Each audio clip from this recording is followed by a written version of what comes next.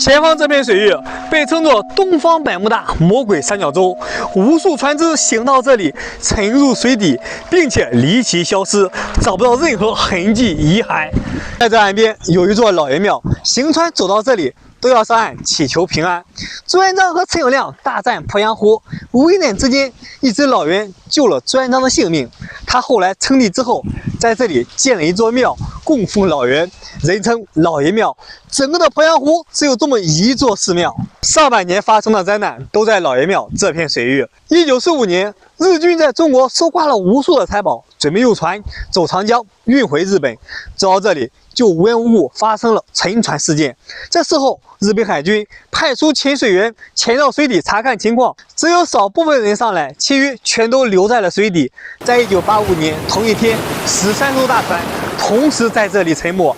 看似风平浪静的鄱阳湖，为什么在突然之间会有这么大的风浪？它不是深海，水深只有30米，为何沉入之后却怎么找也找不到？经过专家考察，这里是鄱阳湖进入长江的一个入口，也是一个风口。几股风汇入这里，形成了强流，这里形成一个巨大的漩涡，将船只带入里面。这个时间很短，其后又是风平浪静。从上空所看，它这里有一个隐形的沙坝。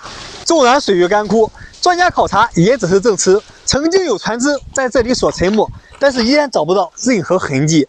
难道真的像多种传言所说，这下面是一个无底深渊，是一个可怕的禁区？无论是复杂的水纹形成涡流，还是水底泥沙经过时间然后又翻盖过来，总之现在是依然没有看到任何沉船的痕迹，无法解释。